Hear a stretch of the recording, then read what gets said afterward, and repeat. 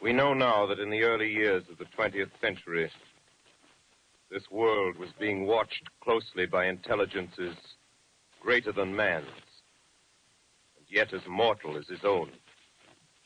We know now that as human In beings 1938, busy themselves about their Orson Welles' radio broadcast of The War of the Worlds, a book written by H.G. Wells, shocked America.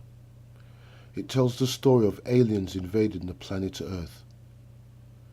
After the radio broadcast was over, the American people was in panic, thinking that they will be invaded by creatures from another world, aliens with one intent, and that is to destroy the Earth. Since then, there has been thousands of UFO sightings from all over the world. People have claimed that they have seen flying saucers, strange objects flying through the sky. Many believe that they are aliens visiting the Earth for some otherworldly purpose. Governments and militaries from all over the world have investigated this phenomenon. This documentary is about the way an investigation would be carried out.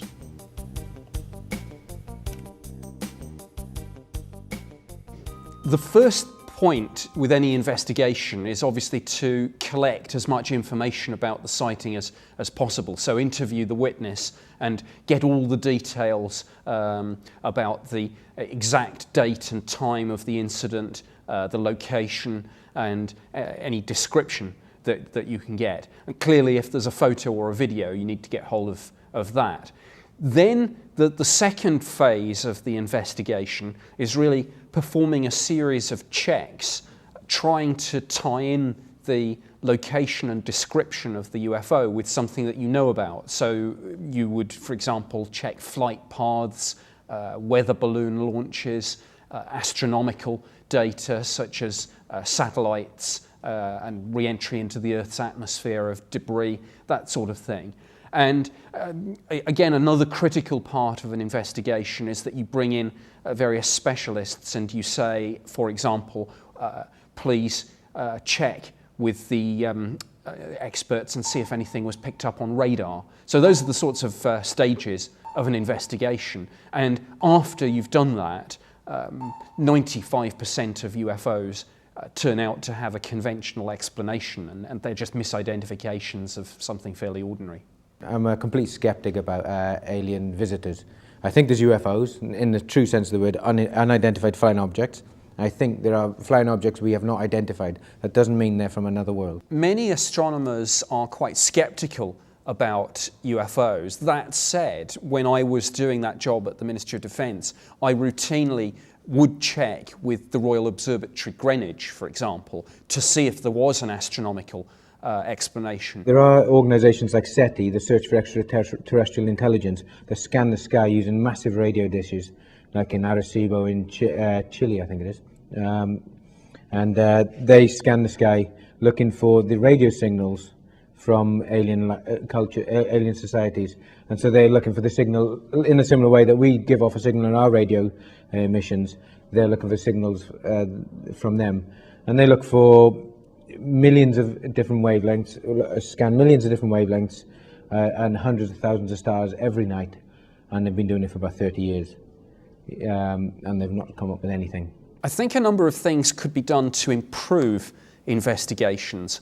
One of the things that I think is quite encouraging is increasingly people are carrying mobile phones which have the capability to take photographs and videos. And as that technology becomes better, what we should see is a higher and higher proportion of people who have seen a UFO will be able to back up their testimony with a good quality photo or video that we can analyse. Any evidence that kind of suggests that there's a UFO sort of sighting, the photo's usually really bad.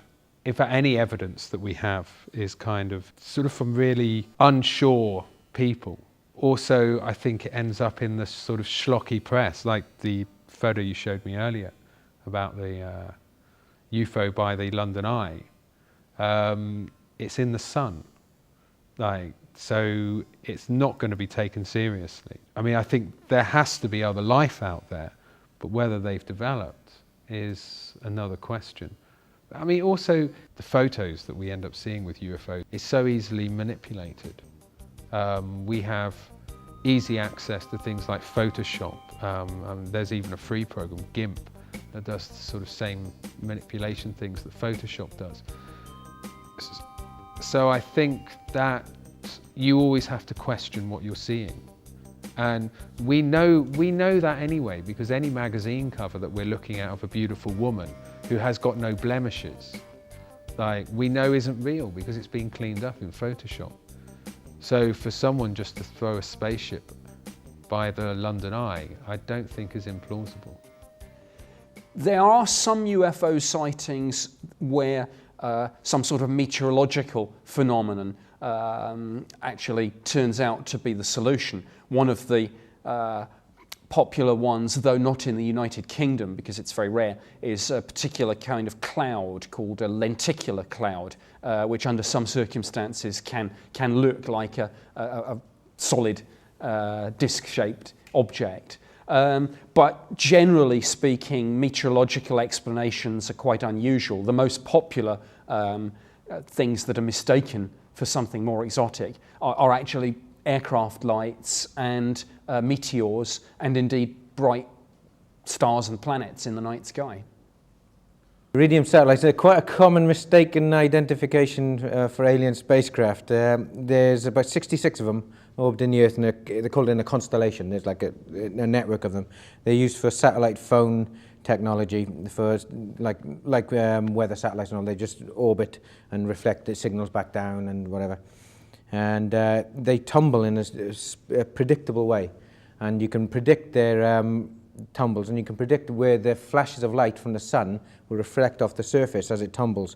So if you're on, say, in London, you can look up on a website called Heavens Above, which is a great website, and they will tell you what time and where to look in the sky, and you will see a flash in the sky, bright flash, like as bright as Venus sometimes.